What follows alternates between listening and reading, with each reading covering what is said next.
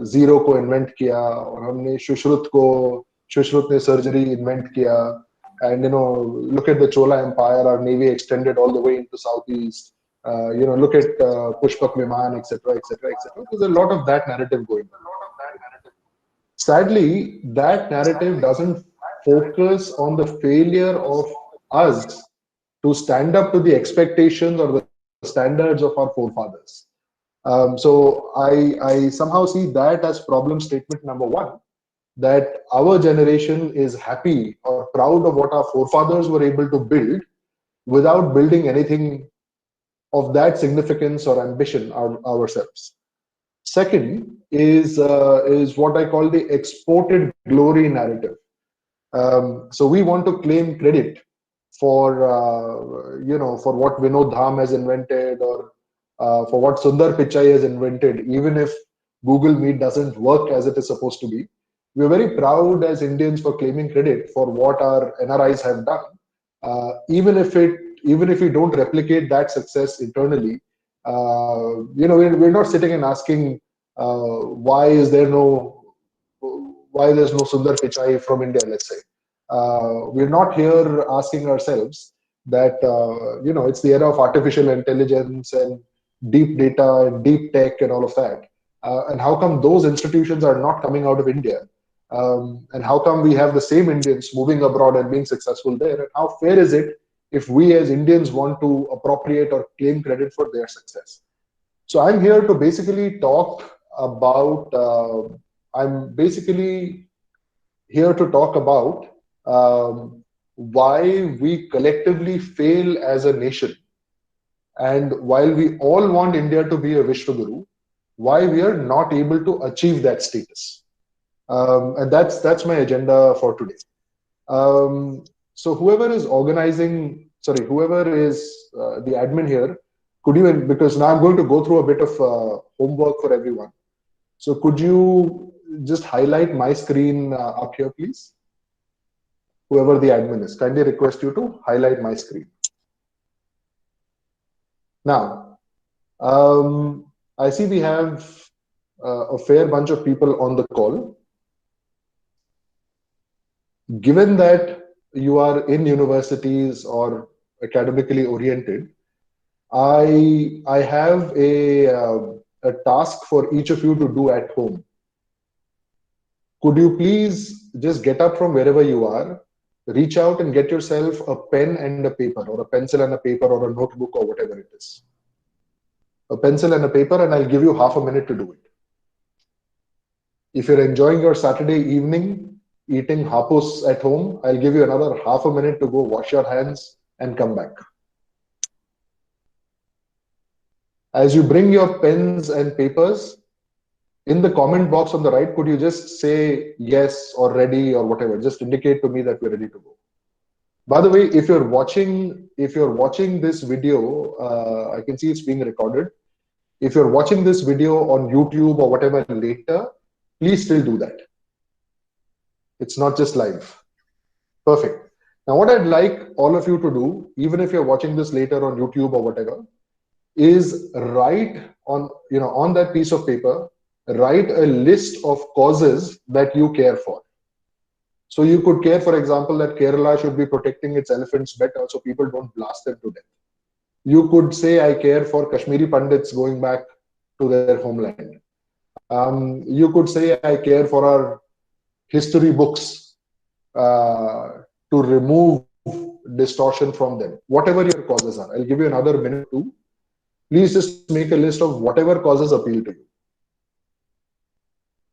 In that, I would request you to add my cause as well, which is that history belongs to its geography and heritage needs to go back to where it was stolen from. Right? So the task that you're all doing right now is making a list of causes that you care about.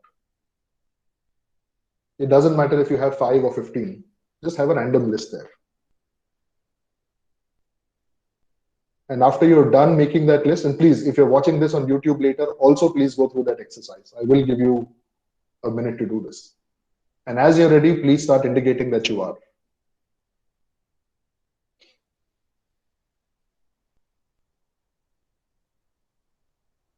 In the meantime, can I just ask anyone, because I had trouble logging in, were you able to run that video of mine before I logged Yes, in? sir. Yeah, we have done that. Okay, super. So good. I can see that Isha ji is ready. Mr. Chandrasekhar is ready. As you're ready, just keep going. Yes, yes, yes. And it doesn't have to be a perfect or an exhaustive list, just an indicative list that here are 10 things I care about. Superb. Now, across that list, so let's say you have a list of 5 items or 10 items or 50 items, whatever. Just go ahead there and write a simple yes or a no. Has that objective been achieved in visible and measurable ways? So you are making a report card for the causes you care about, right? So if you say, for example, Kashmiri Pandits should go back to Kashmir, you're asking yourself, has that started happening or not?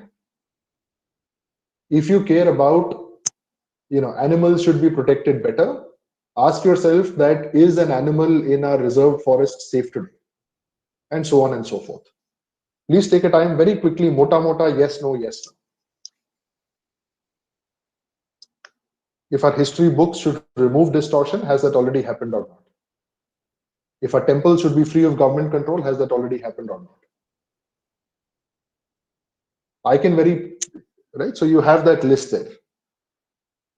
I'm assuming all of you have gone through it and have also rated it across with a yes and a no. Now, here is what I see as a challenge today, right? The challenge today is we have collectively a terrible, terrible report card when it comes to performance, when it comes to action, when it comes to delivery. What happens very often is all of us understand the problem statement.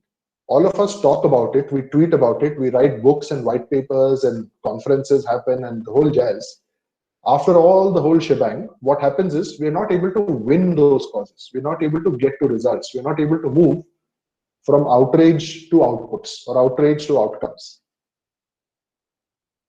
I'd really like to focus our efforts going forward on how we move from research to results, from victimhood to victory, from outrage to outputs.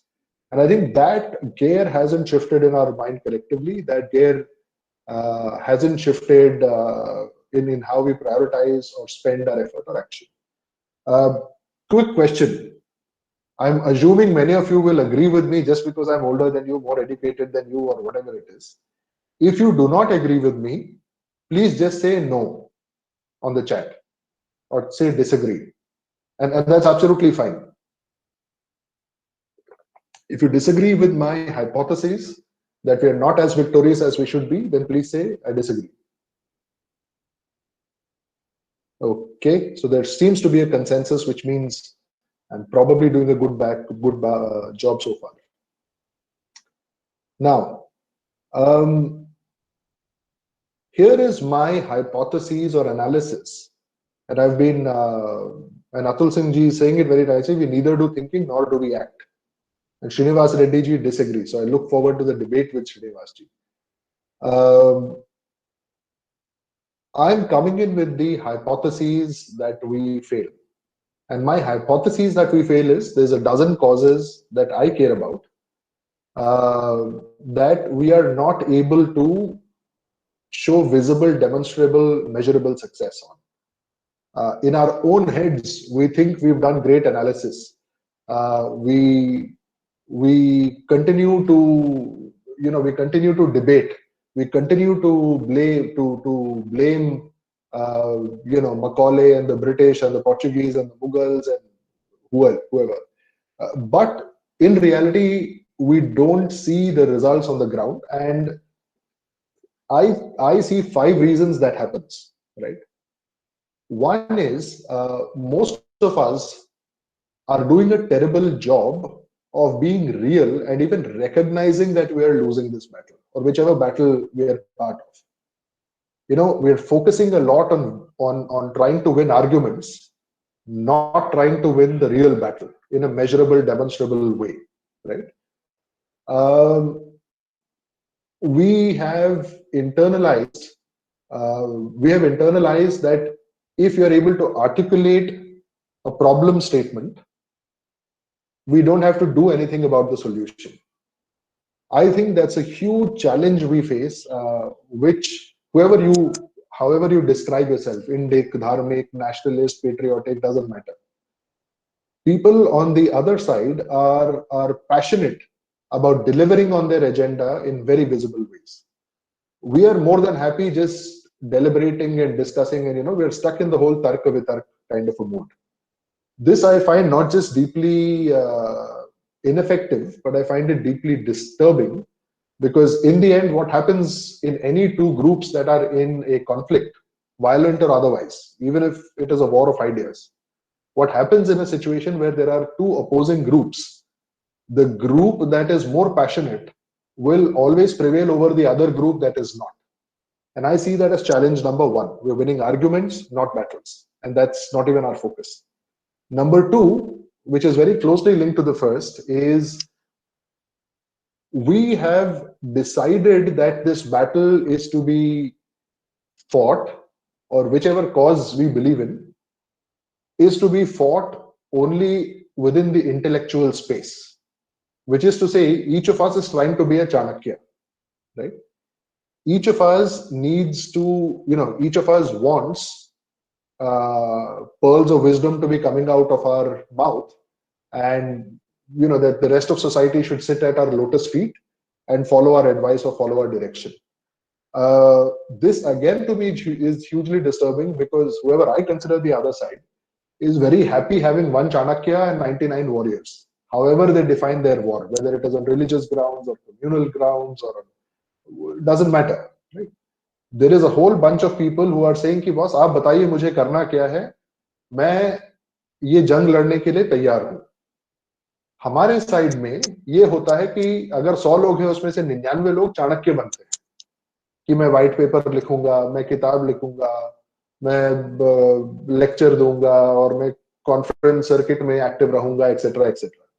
So in the end, what happens is you have 100 warriors fighting against one Yodha. Obviously, the 100 or the 99 warriors will prevail over this one Yodha. As a matter of magnanimity, they will kill 90 of the Chanakyas and leave 9 of them alive. कि ठीक है, बैठ के किताब लिखिए कि आप हारे कैसे.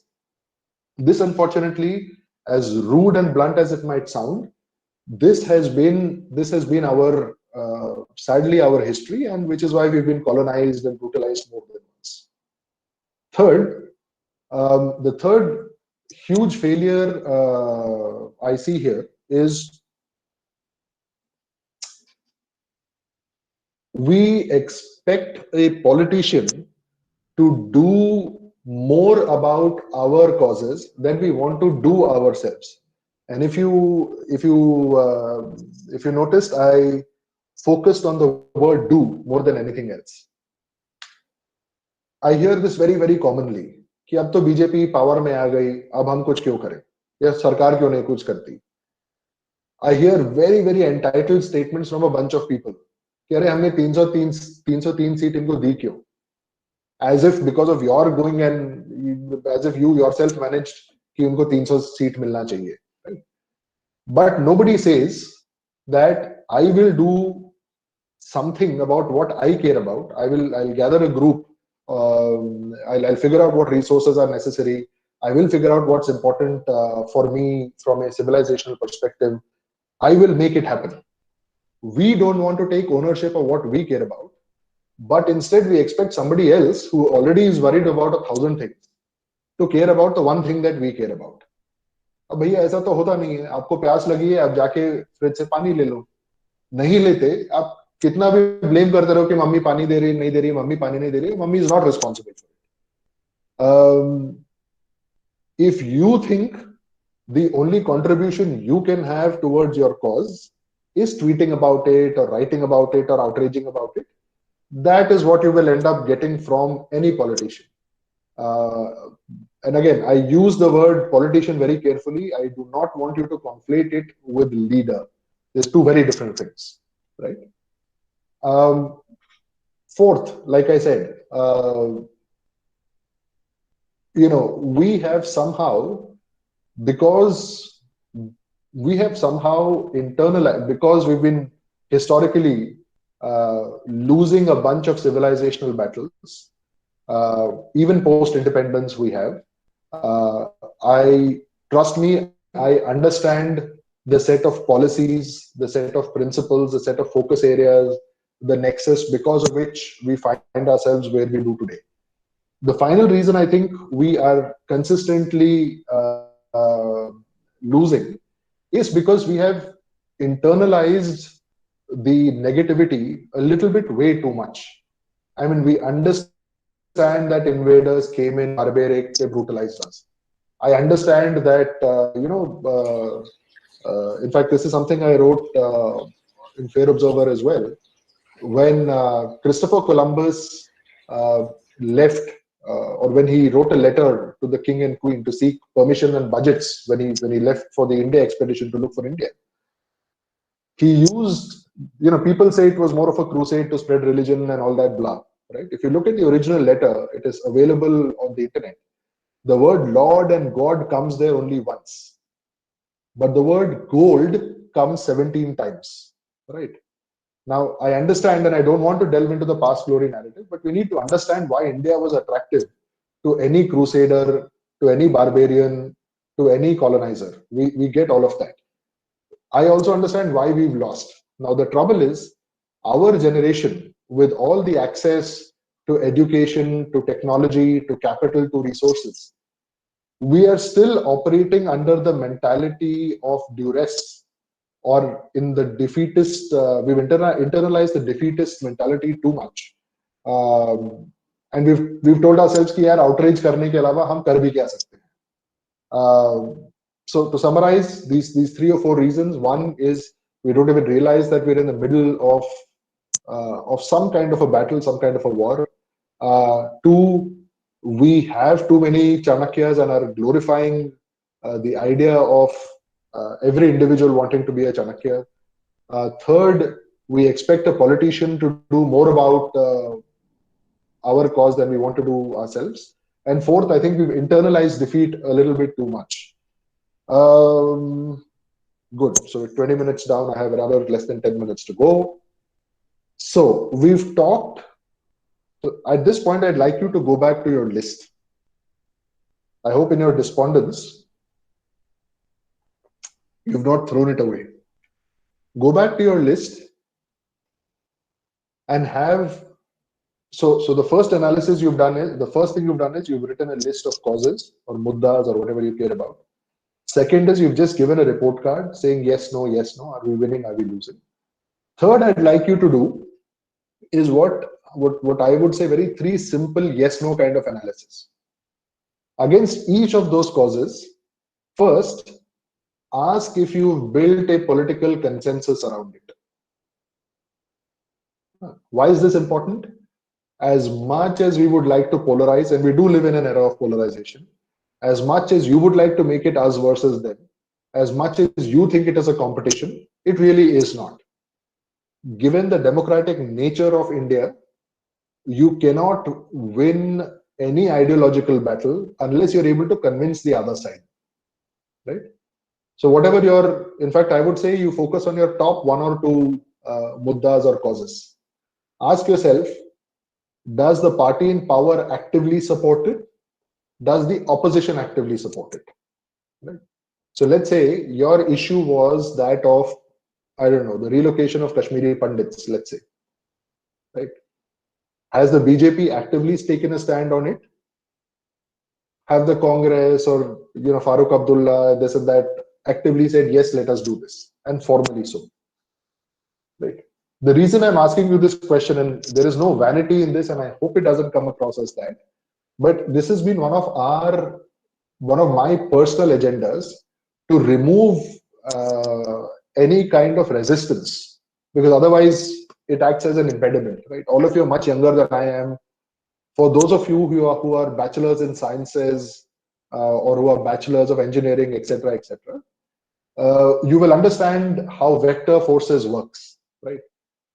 If I'm trying to pull in one direction and somebody else is trying to pull in the opposite direction, it will reduce how far I am able to go, despite the fact that I might use a lot of my energy. So there is a lot of energy that gets dissipated, but displacement nahi hota hai.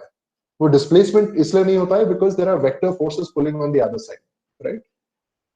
If you believe,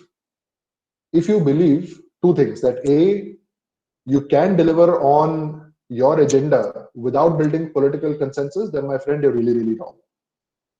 B, if you believe that political consensus will come out of giving galis to somebody on the other side, then you're even wronger, right? C, if you believe that political consensus cannot be built on nationalistic causes or Indic causes or civilizational causes, then my friend, you're even wronger. You're talking to someone who's living proof.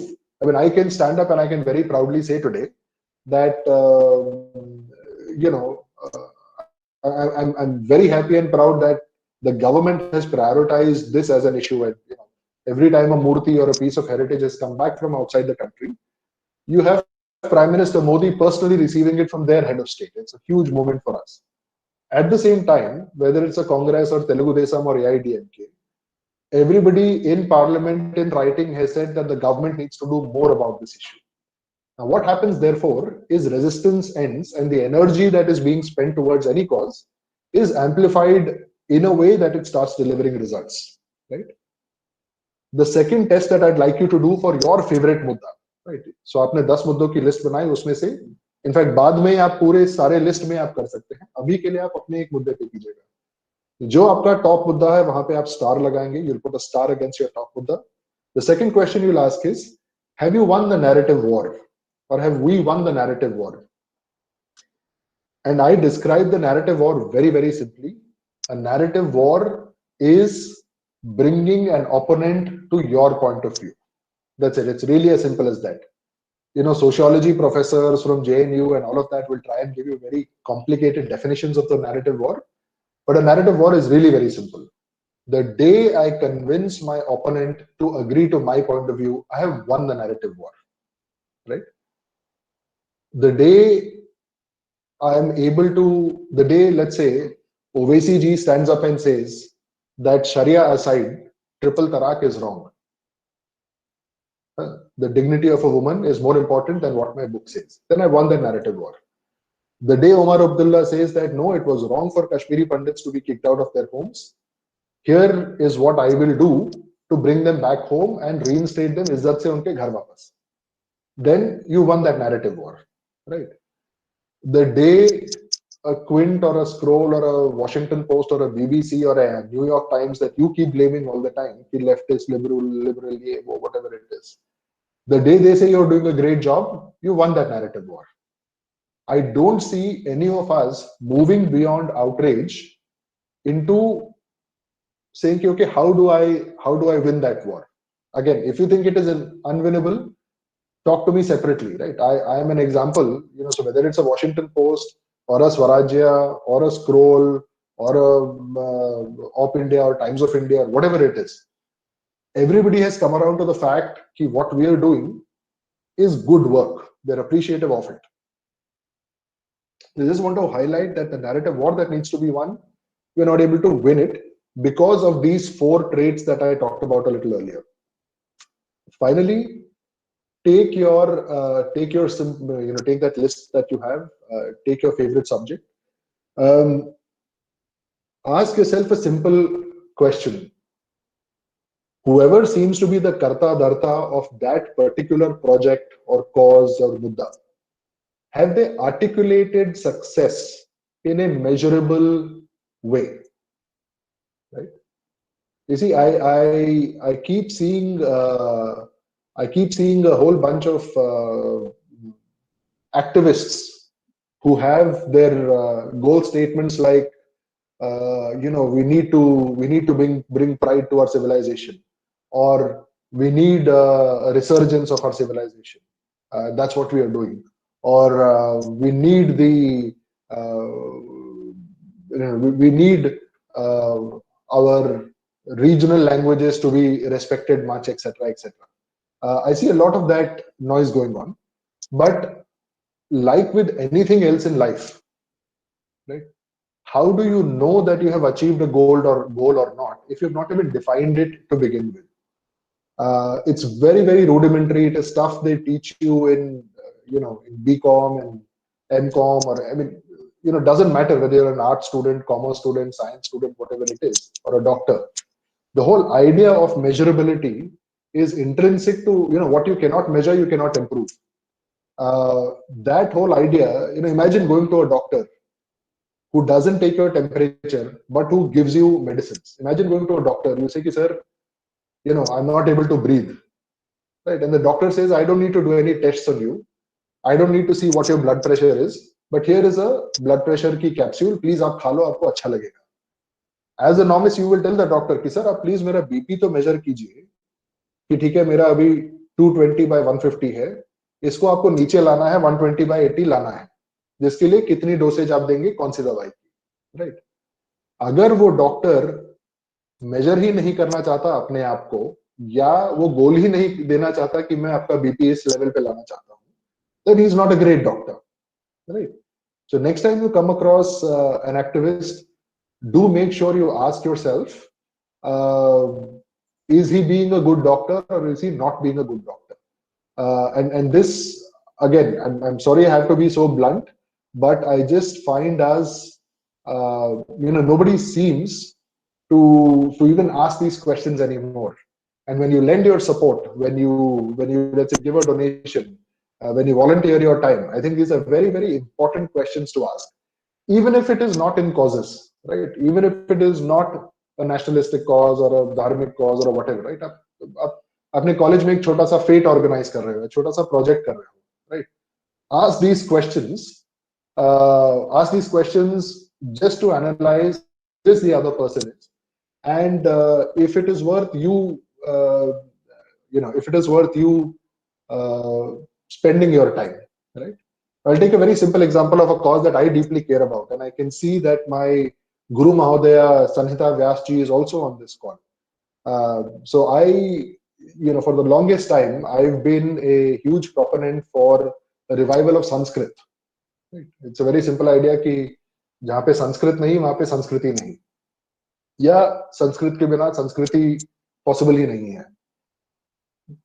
Very recently, I had the opportunity and Guruji's blessings to learn Sanskrit from her as part of what Think India had organized. Just look at our language debate. We all agree that we should be proud of our root languages, whether it is Sanskrit or otherwise, or regional languages. But go back, assuming that the revival of Indic languages was on your list, ask yourself these three questions again. Have we won the political victory of consensus? Do we have people across party lines agree that Sanskrit should be a linked language or the national language or the base language or whatever? The answer is no. Second, have you won the narrative war there? Which means if somebody were to propose Sanskrit or any regional language as a core language for education, for curriculum, for offices, would it be met with resistance or not? Right? Have you won that narrative war? Again, the answer is a no. Third, have we even defined our goal in measurable ways?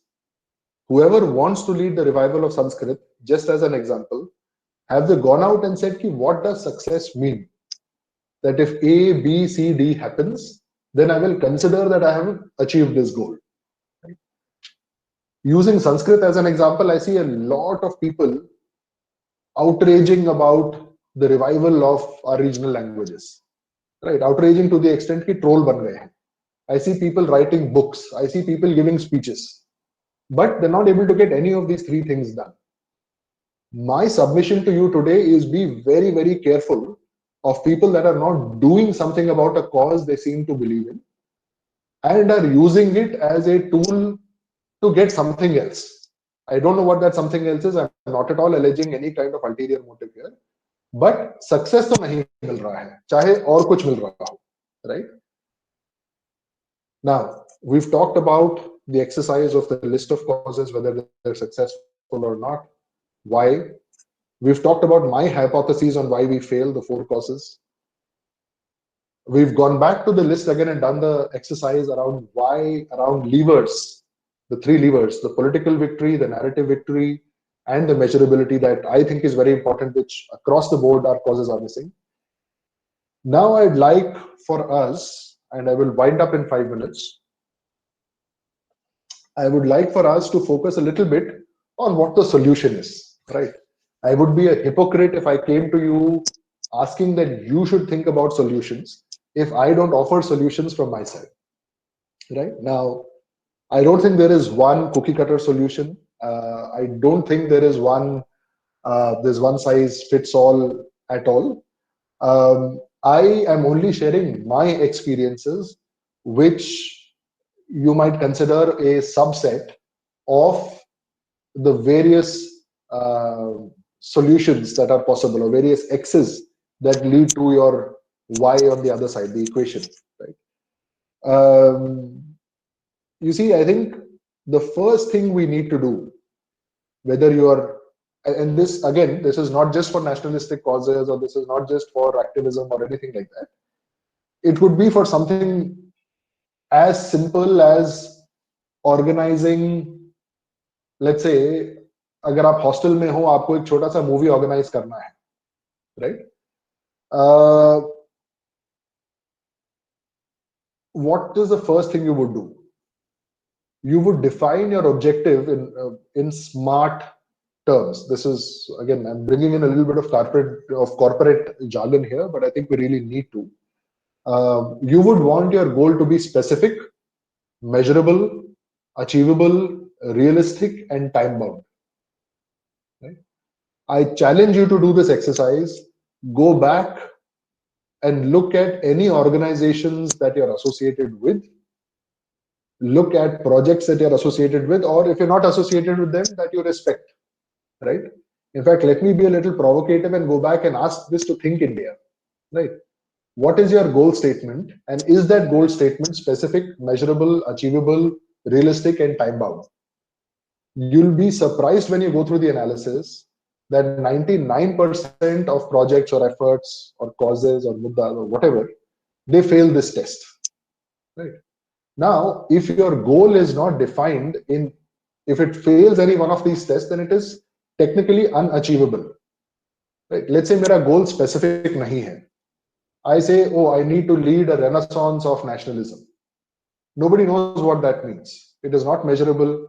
It is clearly not achievable. It is not realistic. It is not time bound.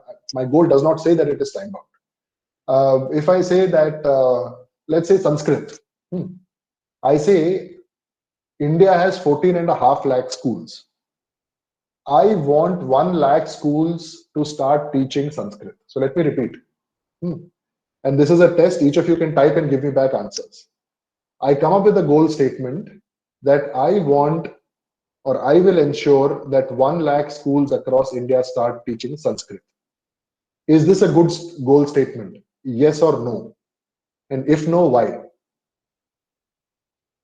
I just gave you the test. Specific, measurable, exactly. Abhishek Dubey ji said, no, it is not time bound. Right? So if I give a goal ki lakh schools should have Sanskrit, I'm not saying kab tak. I could mean after 800 years. I could mean after 8 days. Right? And you will see across the board, goal statements miss one or more of these criteria. Right? It might not be realistic either. Abhishek Anandji is saying, right? And fair. The bigger point I don't want to dwell too much upon an individual goal that I'm using as a metaphorical example. The principle I'm giving you is when you set out to achieve something big, because that's a topic of what we're discussing today. If you want to achieve the unachievable, you first need to be able to articulate what it is. I see as not having either the ability or the will to even articulate that. Right? So when you set out either to run your own, it could be a career goal as an example. Right? Let's say you're studying law. Your career goal could be ki India ki top 5 law firms mein, I need to be a partner there at the age of 30. Right? That is a good goal to begin with. If you're doing some COVID relief, your goal needs to be, you see, let me give an example. There are 2 people that come to you. One says, I want to be the biggest I don't know, food or soup kitchen to help with the COVID crisis.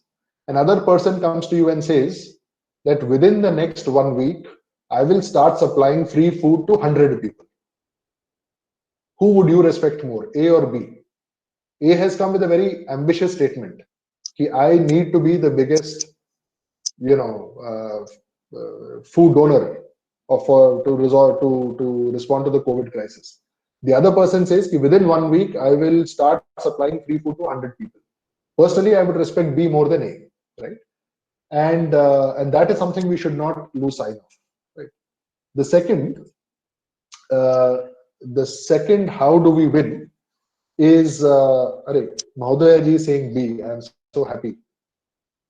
The second reason we fail is, it goes back to why we fail. Point number 2. Does anybody remember what was point number 2 and why we fail?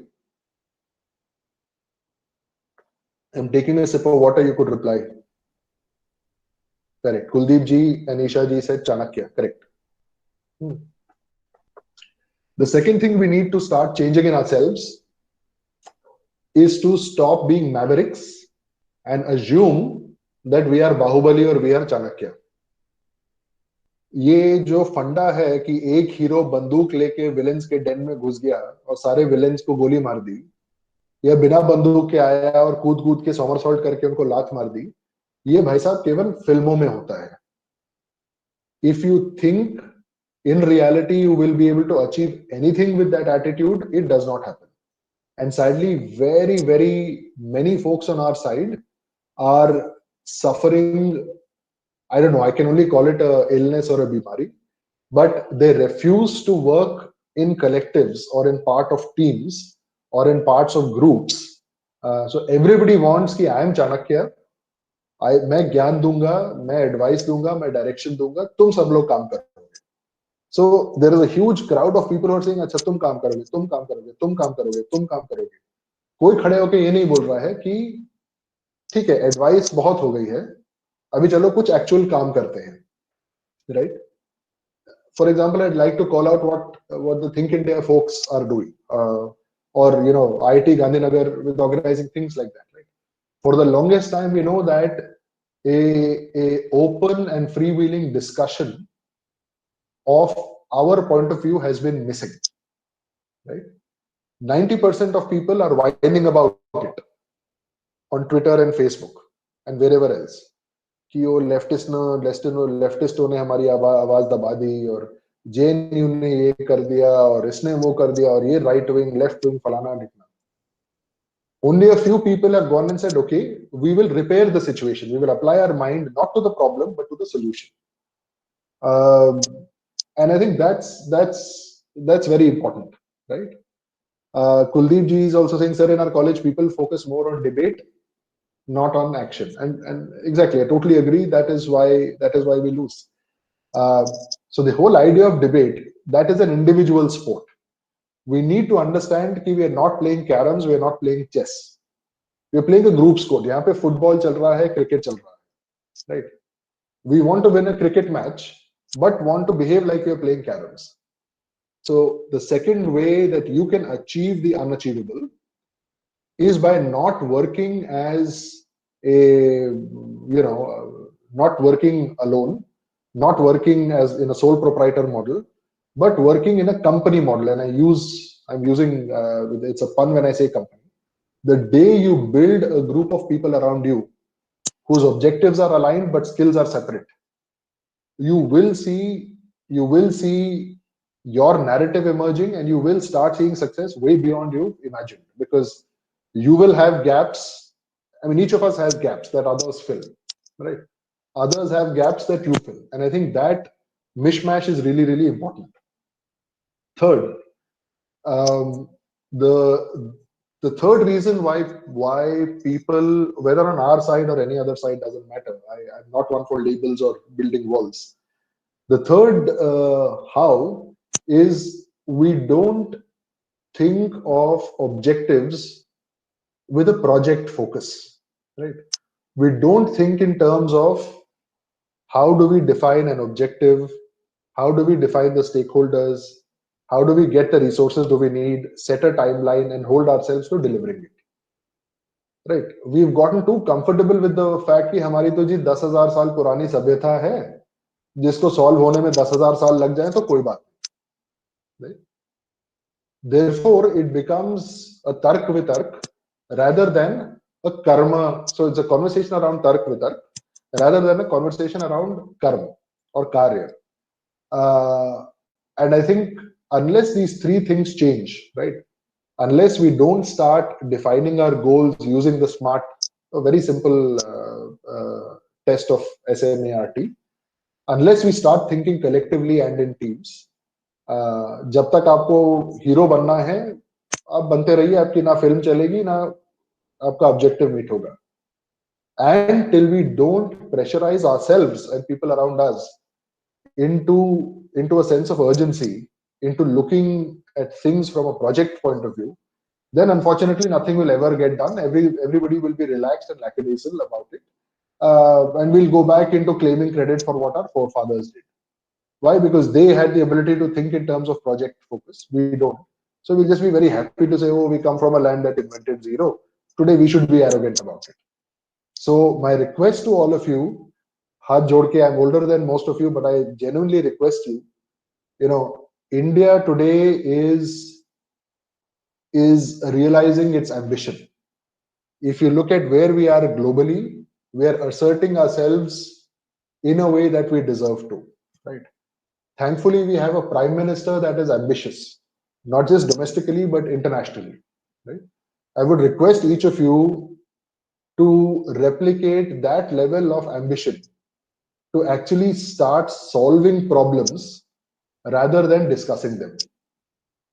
If 5 of you from this group today, अगर आप संकल्प लेते हैं कि from today I will stop trying to win the argument, but I will start winning the war. If 5 of you take that today, believe me, wonders will happen. With that very earnest request, I end my talk.